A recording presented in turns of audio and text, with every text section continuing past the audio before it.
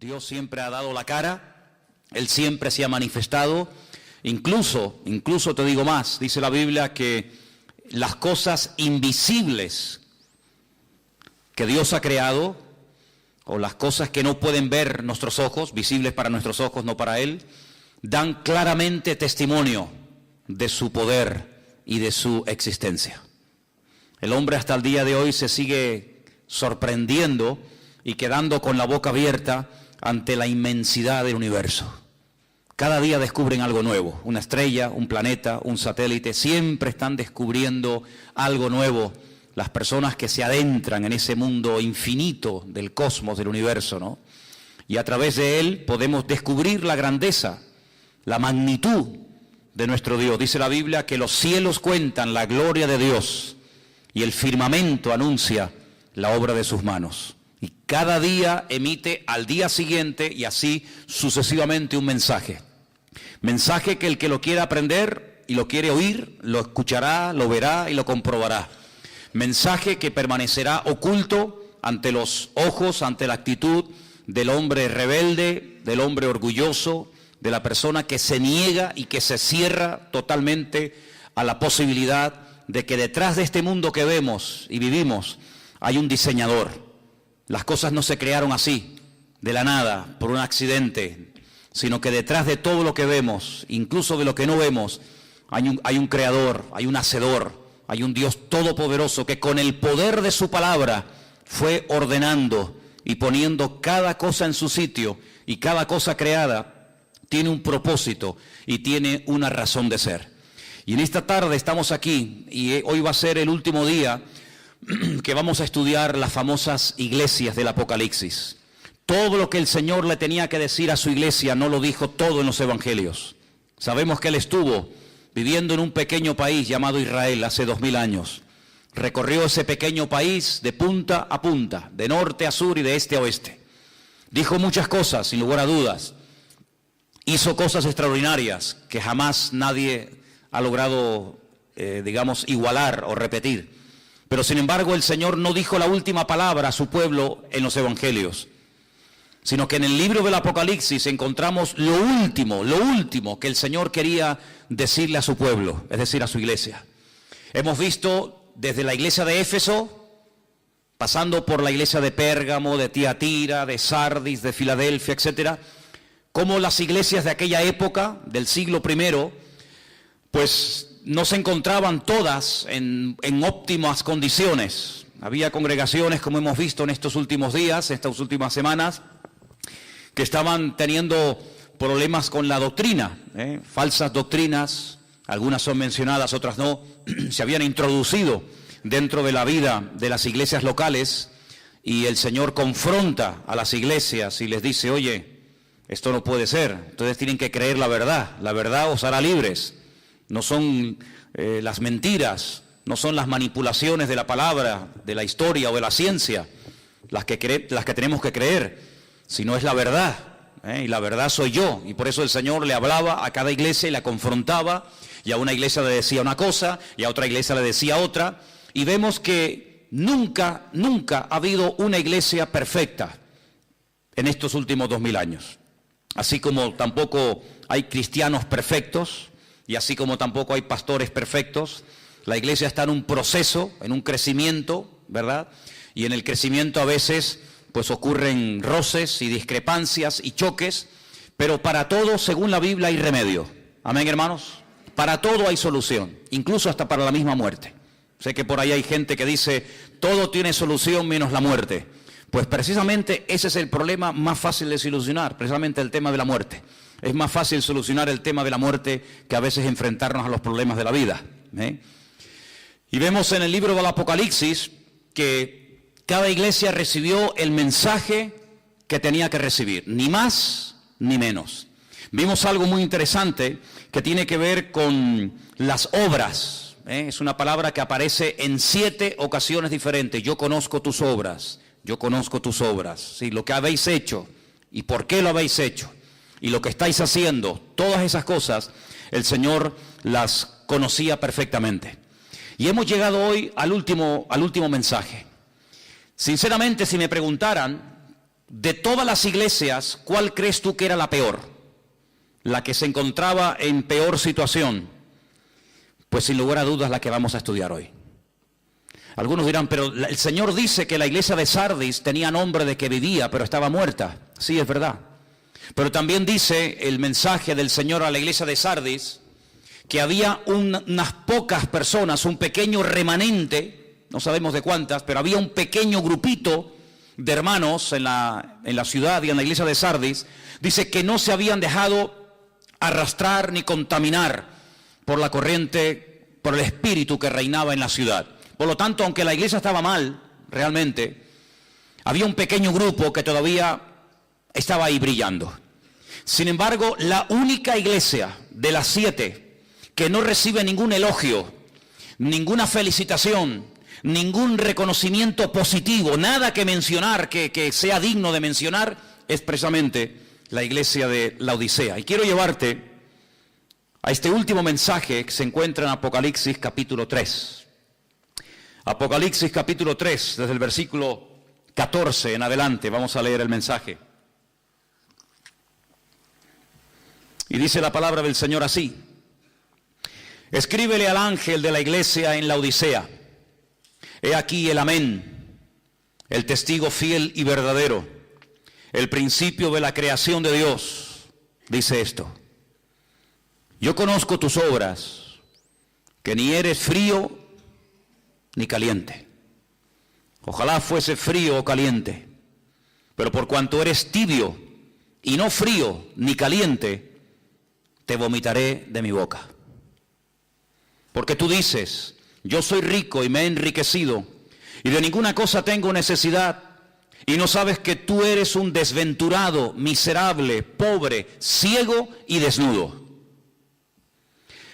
Por tanto, yo te aconsejo que de mí compres oro refinado en fuego, para que seas rico, y vestiduras blancas para vestirte, y que no se descubra la vergüenza de tu desnudez, y unge tus ojos con colirio, para que veas. Yo reprendo y castigo a todos los que amo, sé pues celoso y arrepiéntete. He aquí yo estoy a la puerta y llamo. Si alguno oye mi voz y abre la puerta, entraré a él, cenaré con él y él conmigo. Al que venciere le daré que se siente conmigo en mi trono, así como yo he vencido y me he sentado con mi Padre en su trono. Y el que tiene oído para oír, que oiga lo que el Espíritu dice a las iglesias. ¿Cuántos dicen amén? Gloria a Dios. La ciudad de Laodicea fue fundada por un tal Antíoco II, siglos antes de Cristo. Y la ciudad se llama Laodicea porque la esposa de este general griego se llamaba así, y en honor a su esposa llamó a la ciudad por su nombre. En principio, la ciudad de Laodicea era una base militar que protegía la frontera norte del reino de Antíoco. La semana pasada estudiamos la iglesia de Filadelfia. Bueno, pues a 80 kilómetros de Filadelfia se encontraba esta iglesia.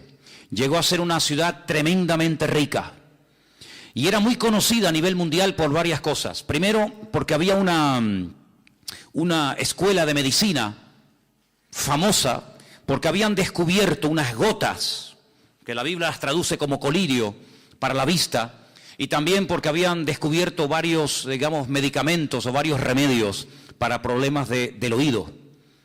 Además, la ciudad era muy conocida porque habían hecho unos cruces, unas mezclas con las ovejas, y habían producido una especie de oveja de lana negra, que era muy cara y muy codiciada en aquellos tiempos. Era una lana, muy suave, muy bonita, y era conocida en el mundo entero por eso. Aparte de eso, era un lugar que era una especie de fábrica de ropa. Desde la Odisea se repartía ropa para todas partes del imperio romano. Curiosamente podemos saber, según los textos del Nuevo Testamento, quién fue el fundador y pastor durante algún tiempo de la iglesia de la Odisea. Fue un tal Epafras. Ustedes pueden leer en las cartas de Pablo a varios personajes, varios compañeros, Timoteo, Tito, Tiquico, Priscila, Aquila, etc. Y uno de ellos es Epafras, y se cree que Epafras fue el fundador y el pastor de la iglesia durante algún tiempo. Curiosamente hay un versículo en Colosenses 4:16, que no lo vamos a leer ahora, pero dice más o menos así. Cuando Pablo le escribe una carta desde la cárcel a los hermanos de la ciudad de Colosas, al final de la carta, en el capítulo 4, verso 16, ustedes pueden encontrar unas palabras de Pablo que dice: cuando esta carta que ha llegado a vosotros sea leída en la iglesia, hágansela llegar también a los hermanos de la iglesia de Laodicea. Es decir, que la carta de Pablo a los colosenses también era para los hermanos de la iglesia de Laodicea. Y es un dato que me llamó mucho la atención. Ahora, me llama la atención que no hay nada bueno que decir de la iglesia. Generalmente cuando uno va a una iglesia, te puede gustar más, te puede gustar menos. Si te dedicaras, no sé, los domingos por la tarde o por las mañanas a recorrer diferentes iglesias de aquí de la isla o de otras partes, pues verías que en un lugar te va a gustar esto, tal vez no te va a gustar esto otro, y que unas tienen un estilo y otras tienen otro estilo, y unas se enfatizan, digamos, una línea y otros enfatizan otra, y puedes más o menos hacerte una idea de las cosas diferentes que diferencian unas iglesias de otras. Pero si pudiéramos retroceder al pasado y visitar un domingo a la tarde, en el caso de que se reunieran un domingo a la tarde, no lo sé, los hermanos de la iglesia de la Odisea, encontraríamos que es una iglesia rica, materialmente hablando, una iglesia que tenía un concepto totalmente equivocado de sí misma, era una iglesia egocéntrica, una iglesia complacida, una iglesia tibia, ni fu, ni fa. Una iglesia que le producía náuseas al Señor. El cuerpo humano está diseñado de tal manera que cuando algo le sienta mal o cuando come algo en mal estado, el cuerpo reacciona defendiéndose, pues vomitando y echando fuera lo que le ha sentado mal. Y de esa manera el cuerpo puede volver a recuperar la normalidad. Y es una expresión fuerte, es una expresión que solamente aparece en esta carta del Señor a la iglesia de la Odisea. No es una iglesia que le produce tristeza al Señor, no es una iglesia que le produce orgullo al Señor, sino es una iglesia que le produce náuseas. Dice, ojalá ustedes fueran fríos o fueran calientes, es decir, que el Señor prefiere gente fría, gente indiferente, gente que pasa de todo, o gente que está bien cerca del corazón de Dios, pero hay algo que le produce auténticas ganas de vomitar al Señor, y es la tibieza. La tibieza es algo que el Señor aborrece, y por eso el Señor le habla muy duramente a esta congregación y le dice, ojalá hubieran optado por la frialdad o por ser calientes, ¿verdad? Y animados y fogosos en el espíritu, pero ustedes son tibios y yo los vomitaré de mi boca. Comencé a buscar esto y me di cuenta que en el Antiguo Testamento hay un libro que gira en torno a un profeta rebelde que recibe un llamado para ir al extranjero, a una ciudad pagana, a una ciudad fuera de las fronteras de Israel. Y dice la Biblia que este hombre se niega rotundamente a ir allí. Él no quiere salir de su país. Él está muy cómodo como profeta en Israel. Y él bajo ningún concepto quiere ir a Siria a predicarle a aquellos bárbaros, a aquella gente que empalaba a los enemigos y hacían auténticas barbaridades. Y Jonás, dice la Biblia, que huyendo o queriendo huir de la presencia del Señor, como si pudiéramos escondernos de Dios en alguna parte. Es una especie como lo que le pasó a Adán, que era creyente, pero creía que se podía ocultar de Dios. Bueno, pues a Jonás le pasó más o menos lo mismo. Dice que descendió a Jope. La ciudad de Jope se llama en la actualidad Jafo. Y dice que allí se monta en un barco y dice que va en dirección a Tarsis. Sí, Tarsis es, como todos sabemos, el sur de España. De hecho, hay un pueblo que se llama Tarsis en Huelva, en Andalucía. Y dice que en el camino se levanta una tormenta terrible y los marineros invocan a sus dioses y echan suertes para ver por qué se ha producido, por qué se ha levantado así, de repente, una tormenta de tal envergadura. Y dice que la suerte cayó sobre Jonás. Y le preguntan, ¿tú quién eres? ¿Qué haces aquí? ¿Cuál es tu Dios? Cuéntanos un poco de tu vida. Y la Biblia dice que Jonás abre su corazón y les dice, yo soy un profeta del Dios vivo, del Dios verdadero. Yo soy profeta de Dios, soy la voz de Dios en Israel y Él me ha mandado a Nínive. Pero no quiero ir a Nínive, me resisto, no, me rebelo completamente, no quiero que esa gente tenga oportunidad de arrepentimiento. Y bueno, ¿y cómo podemos solucionar este problema? La Biblia dice que Él les propone a ellos, increíble, una cosa increíble, écheme por la borda y ya veréis cómo todo se calma. Efectivamente, así fue. La Biblia dice que lo tiraron por la borda y al instante la tempestad se calmó. Pero el Señor tenía un gran pez, no una ballena como por ahí se dice, sino un gran pez, dice la Escritura.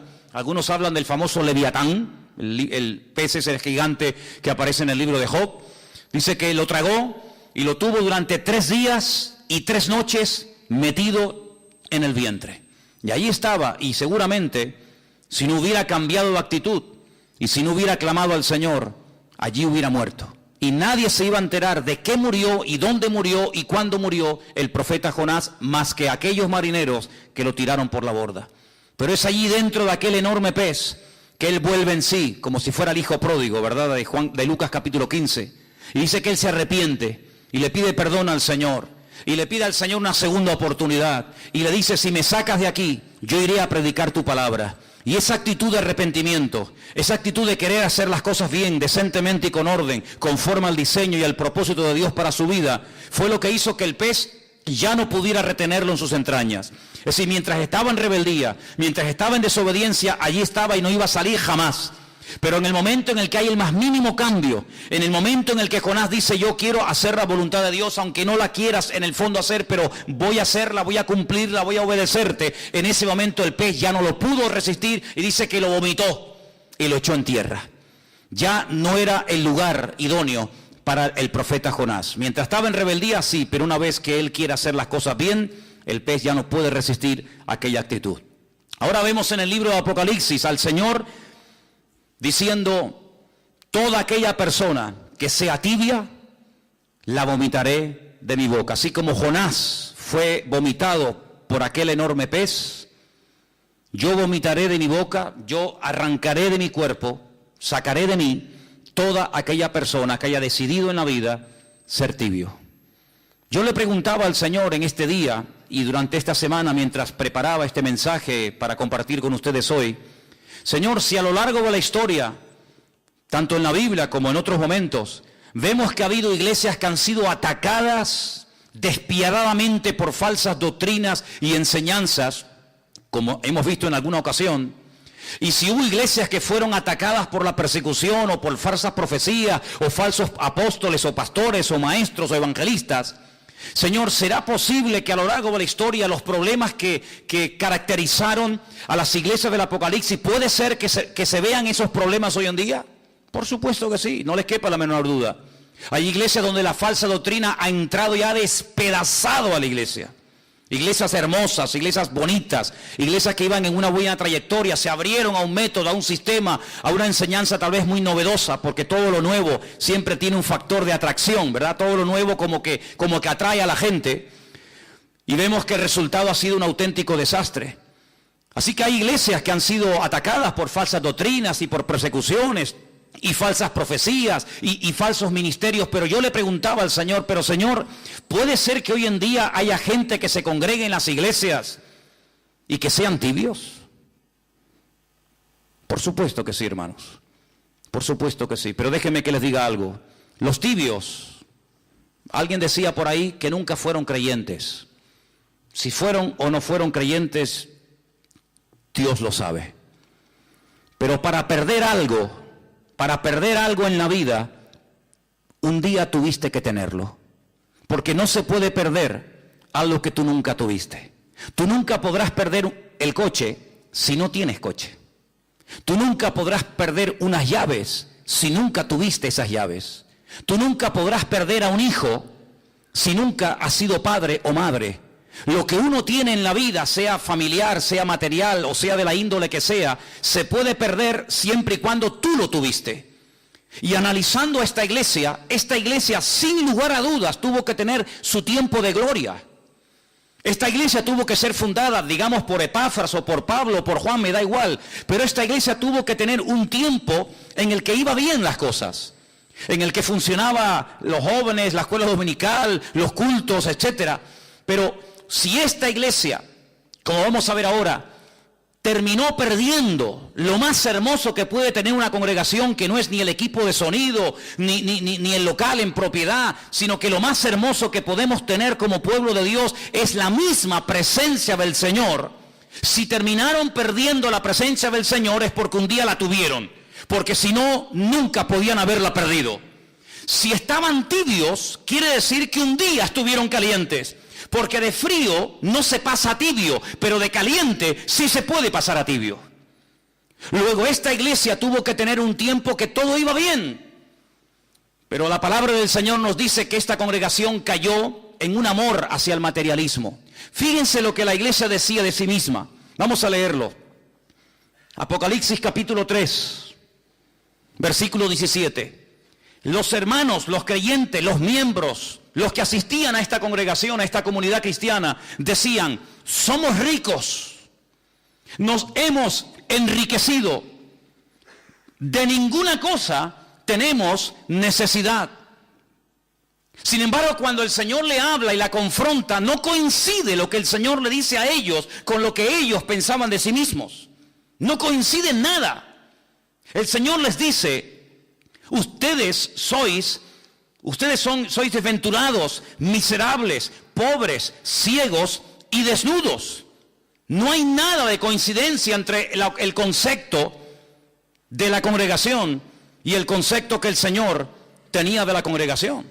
Luego hay un divorcio entre el concepto personal de la iglesia y el concepto, la opinión que el Señor tenía de dicha congregación. Una iglesia donde el Señor no era el centro.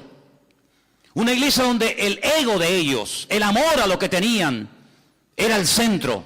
Y todo giraba en torno a lo que tenían, no en torno a lo que eran. Ahora, alguien puede preguntarse: ¿pero es malo tener prosperidad y abundancia y riqueza y que todo te vaya bien en la vida? En absoluto. Es más, con la Biblia en la mano te digo que la voluntad de Dios es que nos vaya bien en la vida. La Biblia nos enseña ya desde los tiempos de Josué, en el capítulo 1 de su libro, que nunca se aparten de tu boca este libro de la ley, sino que medites en él de noche y de día, para que todo lo que hagas te salga bien, dice la Biblia. Luego, la voluntad de Dios es que no vayas de mal en peor, ni de trancas a barrancas, sino que la voluntad de Dios es que vayas bien por la vida, bendecido, prosperado, contento, gozoso. Esa es la voluntad de Dios.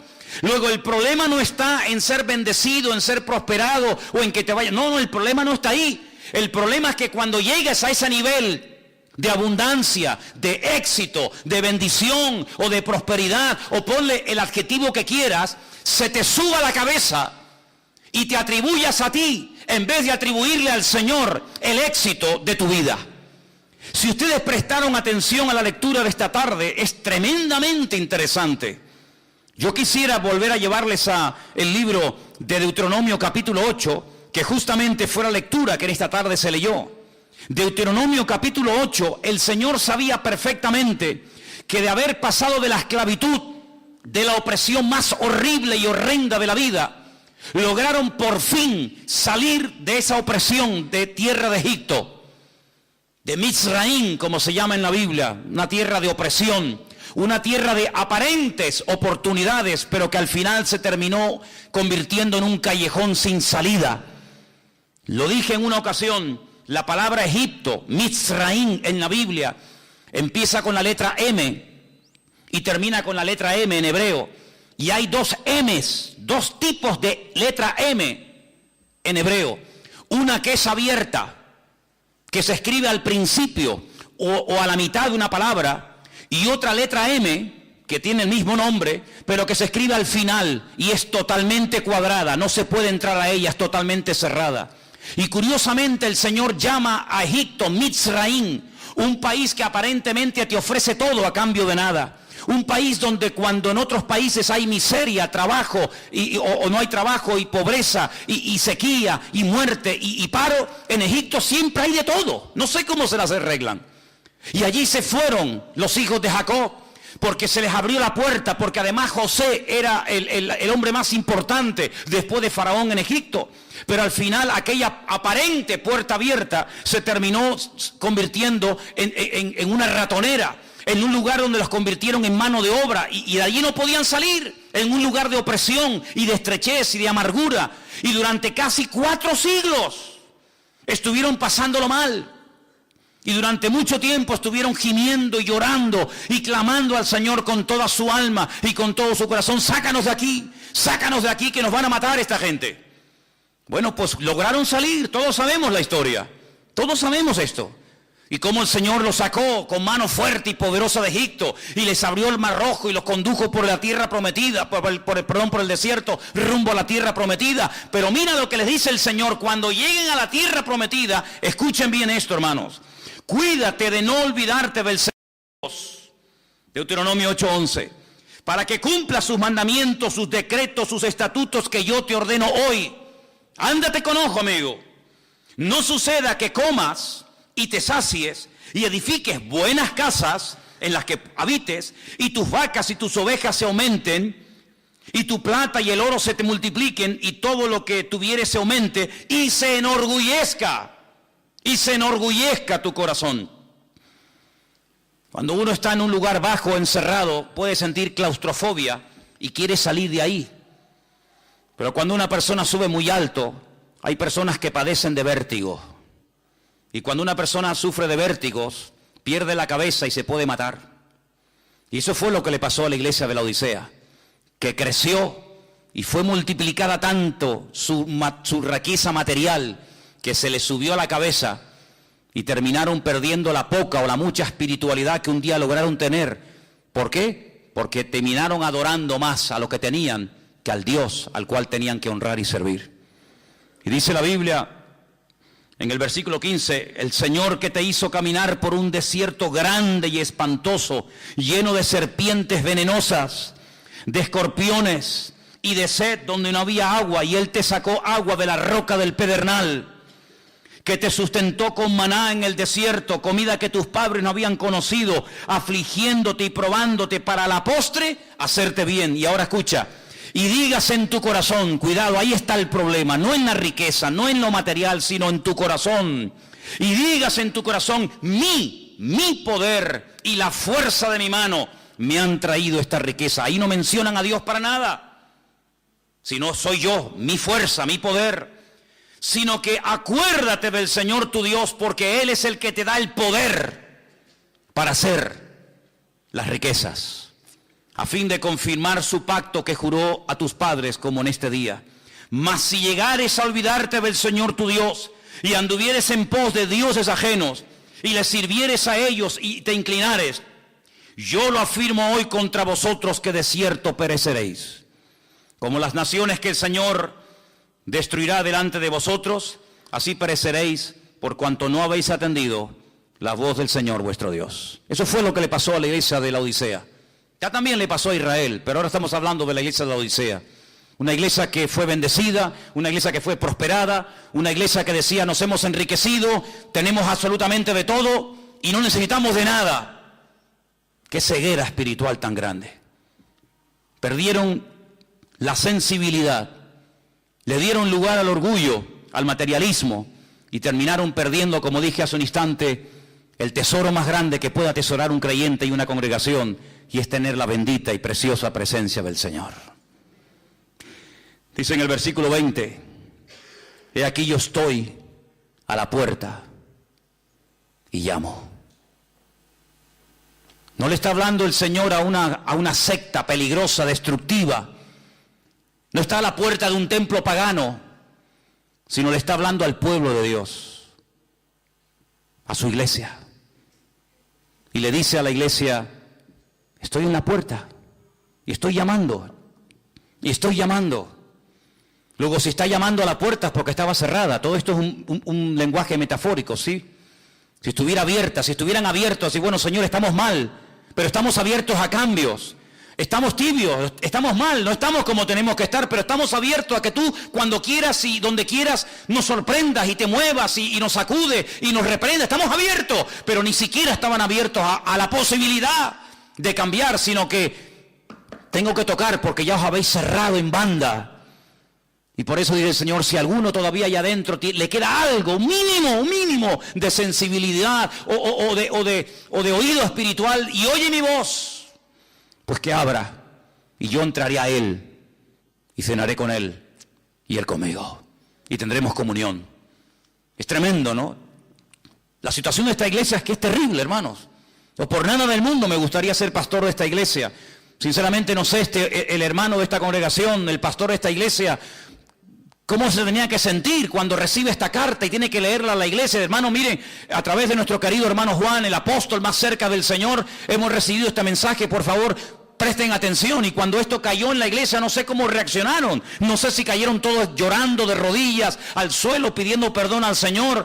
La verdad es que no tengo ni idea lo que pasó con esa congregación. Pero lo que sí les puedo asegurar con toda sinceridad es que en este momento en esa ciudad no hay ninguna congregación, no hay creyentes, no hay iglesias.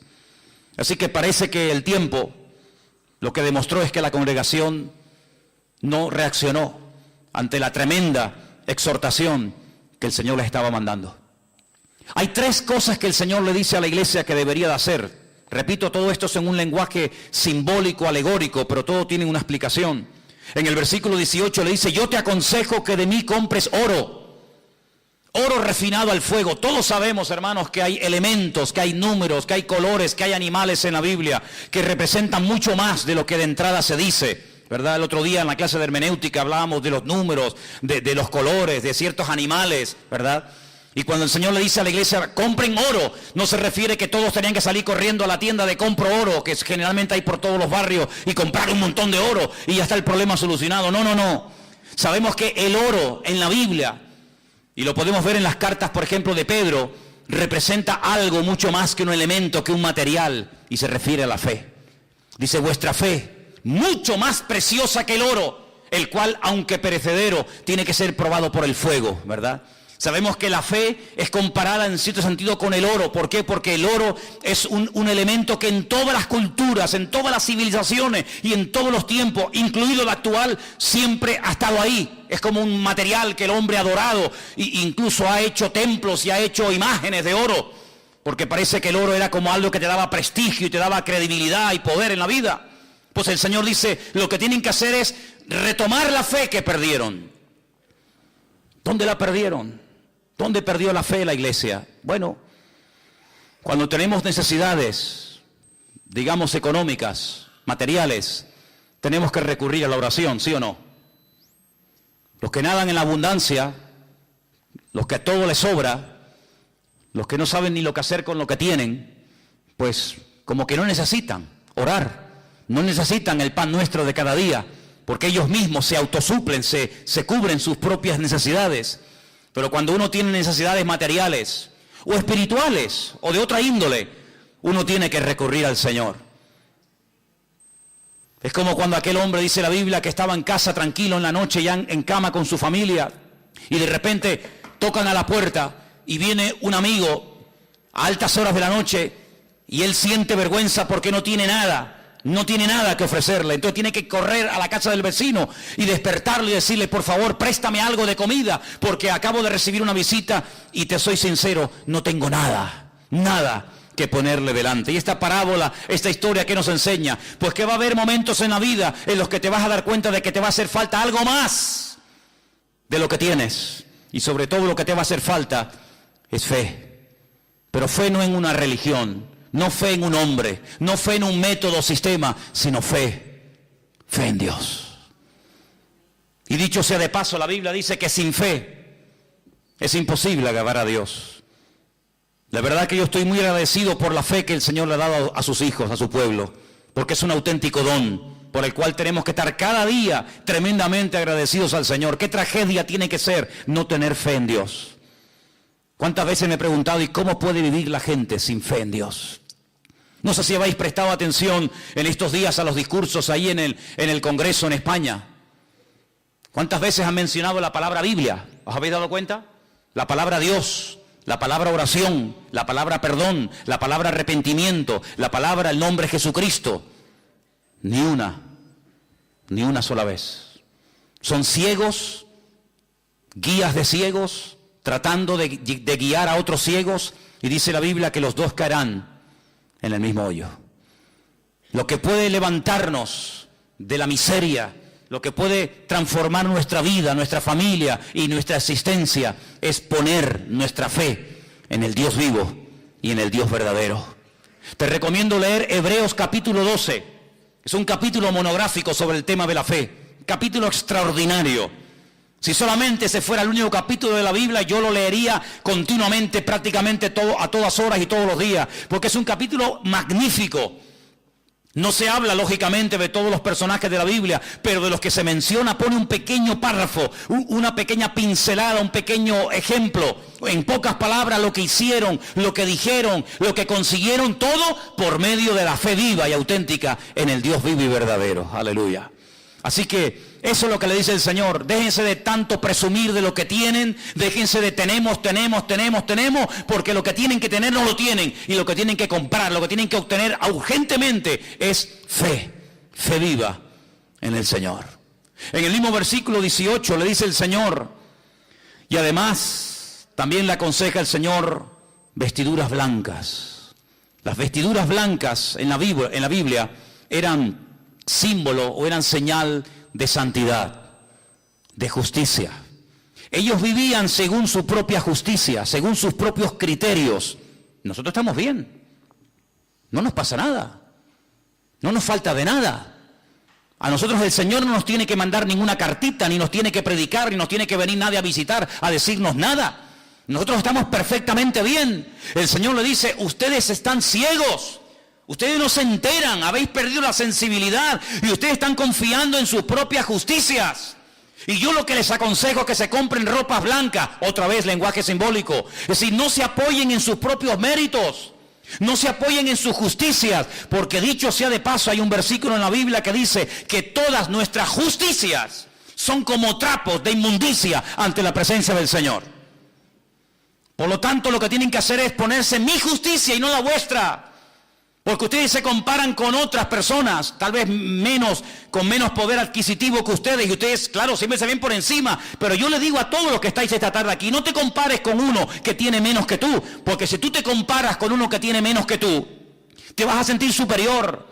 El orgullo te puede atrapar y te puede hacer daño. No te compares nunca con un inferior, compárate y ponte al nivel de otro superior a ti para que te des cuenta cuánta paciencia, cuánta fe, cuánto amor, cuánto conocimiento te hace falta en la vida.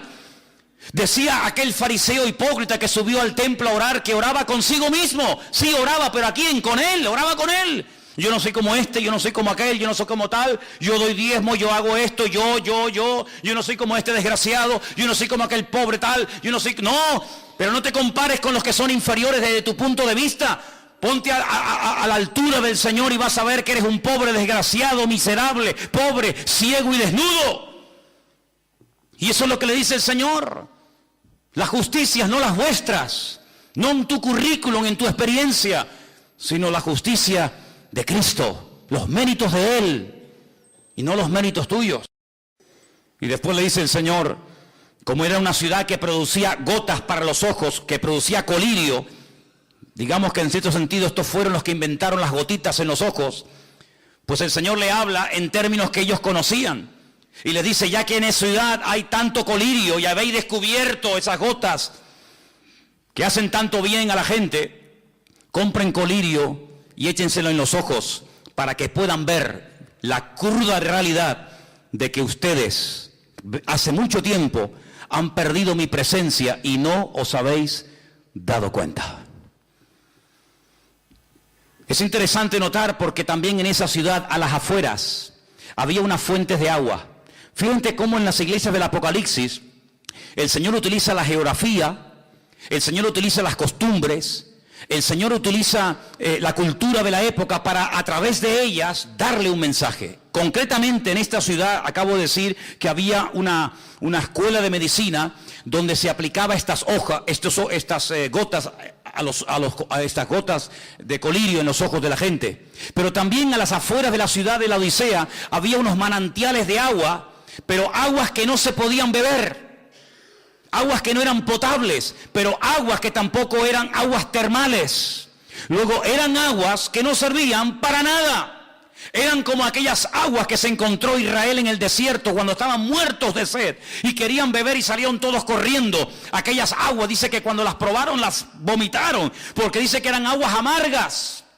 Sí, eran aguas, pero aguas que no servían para nada.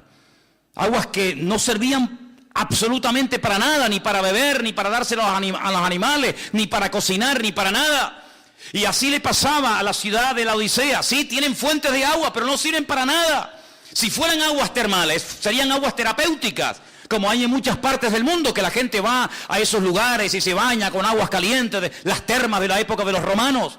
Si fuera agua potable, pues gloria a Dios, tienen ahí una fuente de agua tremenda, pero tienen agua que no sirve para nada. Y eso es lo que el Señor le está tratando de decir a la iglesia. Ustedes realmente habéis perdido la eficacia en el ministerio. Ya no me sirven absolutamente para nada. Y uno se pregunta, o si te has preguntado alguna vez, ¿quiere realmente el Señor buscar hoy en día gente capacitada, gente competente, gente eficaz? Por supuesto que sí, por supuesto que sí. Hay un versículo que yo leí esta semana que quiero compartir con ustedes. Se encuentra en Crónicas, en Primera de Crónicas, por favor, el capítulo 9. Primera de Crónicas, capítulo 9, versículo 39. Perdón, versículo 13. 9:13. Ustedes pueden encontrar a partir del capítulo 9, versículo 1, una lista enorme de nombres de personas que salieron del cautiverio en Babilonia. Nombres y familias, hijos y personas, para llevar una especie de relación, una especie de control de personas que salieron de un lado y llegaron a otro.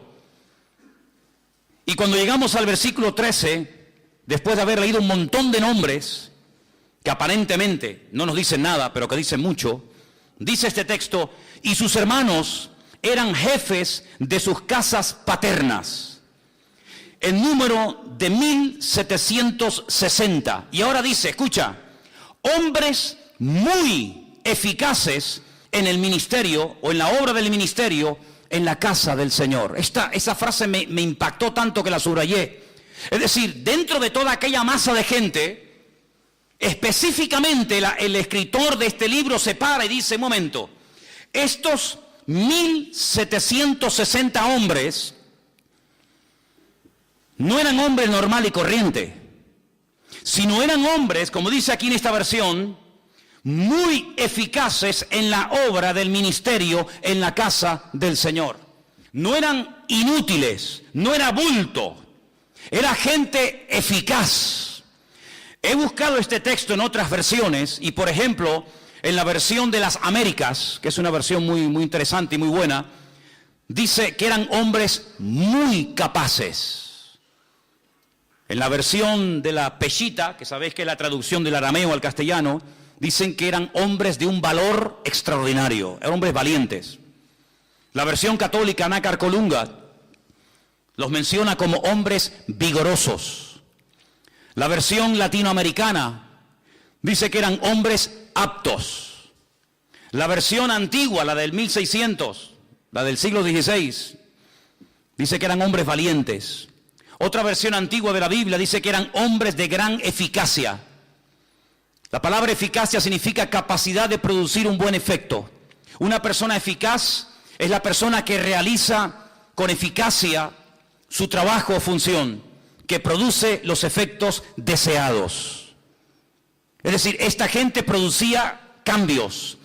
Esta gente cambiaba las cosas. No se dejaban cambiar por las cosas, sino que ellos cambiaban las cosas. Llegaban a una ciudad en ruinas, patas arriba, destruida, y en cuestión de meses la cambiaban completamente.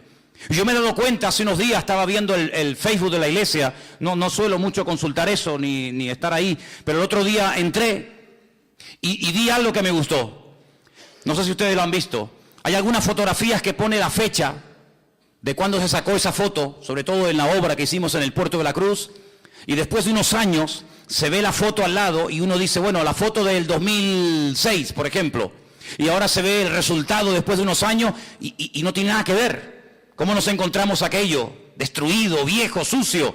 Y cómo se ha ido quedando con la ayuda del Señor, con el paso del tiempo. Bueno, pues algo así, ¿no? Esta gente llegó y no había templo, y en poco tiempo ahora hay templo. Y no había murallas que protegieran la ciudad, y en cuestión de semanas o de meses levantaron el muro. Y la ciudad estaba inhabitada, y ahora había alegría, había niños, había cosechas, había animales, había escuelas, había sinagogas. Sí, recuperaron la vida. Así era esta gente. Y este es el tipo de personas que necesitamos hoy en día en las iglesias. Gente eficaz, gente apta, gente que produzca cambios, gente que con el paso del tiempo vayan a mejor y no a peor. Gente que si un día estuvo bien no terminen enfriándose y al final apagándose, sino gente que si estuvo bien ahora van a estar mejor todavía. Y como dice la palabra, el que lleva fruto, pues gloria a Dios. No, gloria a Dios sí, me parece muy bien, pero lo voy a limpiar, lo voy a podar para que lleve más fruto todavía. Y tenemos que pedirle cada día al Señor, cada día quiero ser mejor cristiano. Cada día quiero ser mejor cristiana, cada día quiero predicar mejor, cada día quiero conocer mejor al Señor, cada día quiero orar más, mejor, cada día quiero hacer las cosas bien, con ganas, y no apagándome, porque una persona que está tibia no sirve absolutamente para nada, porque si a él no le sirve, imagínate a qué puede servir. Y es interesante notar cómo esta iglesia entró en una decadencia, pero todavía había oportunidad para cambiar. El Señor le llama al arrepentimiento. ¿Cuántas veces en estas últimas semanas hemos escuchado la palabra arrepiéntanse, arrepiéntanse, vuelvan a las primeras obras? ¿Cuántas veces, hermanos? Prácticamente a todas las iglesias el Señor las llama al arrepentimiento, a cambiar. Venga, vamos a dejarnos de tontería, vamos a dejar atrás el pasado, vamos a pasar la página, vamos a tirar del carro, vamos a mirar adelante. Como decía el apóstol Pablo, sí, yo en el pasado fui un tremendo erudito en la Torá y fui un rabino de la tribu de Benjamín y fariseo de fariseos, pero todo eso ya lo he dejado al pasado. No voy a vivir de las glorias del pasado, sino vamos adelante a la perfección, a ver si logramos alcanzar aquello para lo cual un día el Señor nos alcanzó a nosotros. ¿Cuántos dicen amén? ¿Estamos cumpliendo con nuestro objetivo? ¿O estamos pasando por la vida de la iglesia y estamos pasando por la vida sin pena ni gloria? Estamos dejando marca, huella y estela como los barcos que cuando pasan por un lugar durante un tiempo se ve por aquí pasó un barco porque las hélices dejaron una estela, o cuando un avión pasa por el firmamento vemos que por ahí pasó un avión, aunque ya no está, pero se sabe que pasó por ahí. Estamos dejando huella detrás de nosotros, estamos marcando una diferencia o nos estamos dejando absorber por el medio ambiente en el que vivimos. Yo espero que a ninguno de nosotros nos pase lo que tristemente le pasó a esta iglesia de la Odisea, que era una iglesia inservible, muy rica. No era como la iglesia de la semana pasada, aunque tienes poca fuerza, Esta no tenía poca fuerza, esta seguramente era mucha gente, una iglesia rica, una iglesia próspera, pero que hablando claramente no servía absolutamente para nada. En esta semana yo leía un poema de un pastor cubano, pastor Rodolfo Loyola, que ya está en la presencia del Señor, que hace años lo conocí, tuve el privilegio de conocer a este gran hombre de Dios, y él escribió una poesía que se llama Casi, la llamó Casi. Y yo quería leerte parte de esa poesía en esta noche, porque es tan interesante lo que este hombre dice así. La llamaban Casi, cuando casi andaba, y al cumplir los 7, casi fue al colegio, pero casi la maestra no enseñaba. Pues siendo casi una adolescente, casi niña, casi dama, encontró a un joven a quien casi amaba. Pero un día el muchacho, casi sin mirarla, dejó a casi destrozada. Y se fue a un convento, la buena de Casi, y queriendo ser santa, casi fue monja. Pero un día, enterada de que ese chico moría, volvió a su casa y cuidó del chico como de casada. Y el chico murió casi sin besarla, y casi fue viuda, al menos en su alma. Hoy casi, cansada de su vida extraña, casi ni se peina, y desenfadada, cuenta de algún modo que fue casi todo sin ser casi nada. La verdad es que Casimira, como la llamaban, o Casi, representa un crecido número de personas que llevan una vida sin propósito. No se sienten realizadas porque no han hecho nada para tener ese estado de ánimo. Se enamoran del amor y por lo tanto de cualquiera que con fingida sinceridad le manifiesta lo que quieren oír. Y cuando el objeto de su amor no les corresponde, ni siquiera por unos instantes engañosos, toman decisiones equivocadas por el corazón quebrantado. No tienen buenas relaciones con nadie, pero sin embargo dependen de los demás para poder ser felices. Y lo más triste es que se olvidan, como casi, que hay una persona que les ama y les entiende, y ese es nuestro Señor Jesucristo. Dice la Biblia que un día Pablo estaba en un lugar siendo interrogado y le dice al que le estaba juzgando y al que le estaba haciendo todo tipo de preguntas y presionándolo: yo sé que tú crees en los profetas. Y este le responde: por poco, casi, me haces cristiano. Y el apóstol Pablo le dice: ojalá fueses tú cristiano, ojalá verdaderamente entregaras tu vida a Cristo. A mí no me gustaría que en esta iglesia hubiera jóvenes de casi llegó a ser un buen joven, casi llegó a servir al Señor, pero casi se quedó por el camino. No me gustaría que hubiera ninguna hermana o ninguna hermana que dijera: casi llegó a la meta, casi llegó a cumplir los objetivos para los cuales el Señor le restauró su vida y le transformó su existencia, pero se quedó por el camino y pudiendo llegar a todo, al final no llegó a casi nada. A mí no me gustaría que termináramos nuestra existencia y nuestra vida como esta pobre iglesia de la Odisea. Una iglesia rica, una iglesia que tenía prácticamente de todo para llegar a unos niveles espirituales extraordinarios.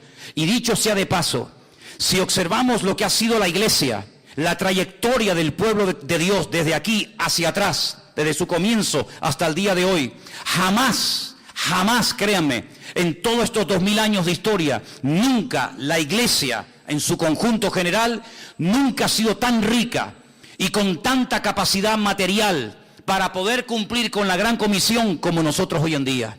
Hay iglesias, hermanos, que tienen absolutamente de todo y a nivel de cuerpo de Cristo, a nivel general. Cuando la iglesia pensaba en tener canales de televisión, barcos, aviones, hospitales y cantidad de ministerios que pueden alcanzar a miles y si no a millones de seres humanos. Lo tenemos todo. Tenemos sistemas de comunicación, tenemos más gente que nunca, tenemos más jóvenes en las iglesias que nunca, tenemos recursos materiales, espirituales y humanos más que nunca. Pero yo no quiero que todo eso se convierta en un juguete para pasarlo bien un domingo a la tarde, o un sábado a la tarde, o un jueves a la tarde, sino que nos demos cuenta de que el Señor nos ha dado mucho, pero también dice la palabra, y tienes que tenerlo en cuenta, que al que mucho se le da, mucho también se le demandará. Y amados hermanos, nosotros podemos dar gracias a Dios de que el Señor todo cuanto le hemos pedido, que nos creíamos nosotros que nos hacía falta para extender el reino, el Señor nos lo ha ido dando. Y ha sido fiel y no nos ha fallado, pero no nos olvidemos nunca de esto. Si algún día crees que has llegado a un nivel, no te lo creas, porque ese día habrás cavado tu fosa. Y cuando creamos que ya hemos llegado a un nivel, es cuando no hemos llegado a ninguna parte. Yo te pregunto a ti en esta tarde, ¿serás tú una de esas personas tibias que puede ser que se congreguen todas las semanas en esta iglesia, pero tú nunca has tenido verdaderamente un encuentro con Cristo? Porque esta gente era aparentemente cristianos. Tú pasabas por la sinagoga y decías, estos son los judíos, y pasabas por la fachada del local o de la iglesia o de la casa de la Odisea y decían, no, estos son los mesiánicos, estos son los que siguen a Jesús. Había una diferencia en la ciudad. Pero la pregunta es, ellos asistían a la congregación, ¿y a quién le cantaban? Si el Señor no estaba allí hacía mucho tiempo, ¿a quién le cantaban? ¿A quién hablaban? ¿A quién servían? Si el Señor dice que no estaba en aquel lugar. Lo mismo ya pasó en la antigüedad, no es algo nuevo lo que estoy hablando. En el Antiguo Testamento los sacerdotes iban al templo de Jerusalén a adorar a un Dios que ya se había mandado a mudar hacía mucho tiempo y que había quitado su gloria del templo. Luego, si Dios no moraba allí, si el Señor no estaba allí con su presencia y con su bendición, aquellos sacrificios, ¿a quién se los ofrecían? A Dios no, porque Dios ya no estaba en aquel lugar. Si esta gente comenzaba un culto el domingo a la tarde o el sábado, me da igual el día que se reunieran, y el Señor no estaba allí, entonces ¿a quién le estaban cantando? ¿Cómo es posible que perdieran la presencia del Señor y no se dieron cuenta? Bueno, lo mismo le pasó a Sansón. Lo mismo le pasó al rey Saúl, que dice que el Espíritu del Señor se fue de ellos y ellos no se habían percatado, ellos no se habían dado cuenta. ¿Tú vas a mejor como creyente? ¿O estás estancado? ¿O has ido a menos? Esto es algo muy personal. Este es un momento en el que todos y cada uno de nosotros tenemos que pararnos delante del Señor y decir, bueno, con todas estas 7 iglesias que se han estado hablando en estas últimas semanas, ¿con cuál yo como creyente me siento identificado? Dicen que la iglesia de los últimos tiempos se va a parecer mucho a la iglesia de la Odisea. Hoy en día hay iglesias tremendamente ricas, iglesias con una prosperidad material alucinante. Pero como dijo Priscila el jueves a la tarde, cuando ella compartía aquella famosa frase, ¿no? De aquel famoso predicador de Spurgeon. Llegará el día, si es que no ha llegado ya, cuando en las iglesias, en vez de los pastores pastorear ovejas, habrá muchos payasos entreteniendo a las cabras. Y eso lo dijo en el siglo XVIII. Y estamos ya en el siglo XXI. Pero uno observa muchas veces por internet y uno ve a veces por ahí, yo no mucho porque no pierdo el tiempo en esas historias, pero hay gente que le gusta siempre estar por aquí, por allá, viendo esto y viendo aquello. Pero hay iglesias que son auténticos circos, donde hay una serie de señores entreteniendo a la peña, entreteniendo al personal, mensajes que van siempre por encima de las cabezas, nadie se siente aludido, venga risas y cachondeo y me caigo y me levanto, ¿verdad? Pero entras y no ha habido un arrepentimiento, no ha habido realmente una conversión genuina, sino que es un lugar donde lo pasamos bien y puedo llevar a un amigo del trabajo o puedo llegar a un vecino y no se va a sentir aludido, no se va a sentir mal porque el pastor siempre es una persona muy simpática y muy carismática y que cuenta chistes y que te hace pasar una tarde entretenida. Eso no es la iglesia del Señor. Eso llámalo como quieras, pero no es la iglesia del Señor. La iglesia es un lugar donde el que viene en adulterio tiene que sentirse mal. La iglesia es un lugar donde el que viene torcido tiene que enderezarse. Y si no, ¿a qué viene? La iglesia tiene que ser un lugar donde mis mentiras tienen que salir a la luz. La iglesia es un lugar donde yo me tengo que sentir confrontado. La iglesia es un lugar creado y diseñado por el Señor para yo reconciliarme con Dios y no fingir que soy espiritual cuando soy un golfo y un sinvergüenza. La iglesia tiene que ser un lugar donde mi vida tiene que ser zarandeada por el Señor. Y donde uno puede pasar una semana y otra semana y un mes y otro mes y un año y la vida y siempre estoy igual y siempre el mundo me tira y las tentaciones y no sé qué. ¿Cuándo vamos verdaderamente a superar? ¿Y cuándo vamos a ponerle la cabeza bajo los pies al diablo y decir aquí el que manda es la iglesia y el Señor y no tú, diablo mentiroso? Yo quiero terminar diciendo algo, amados hermanos.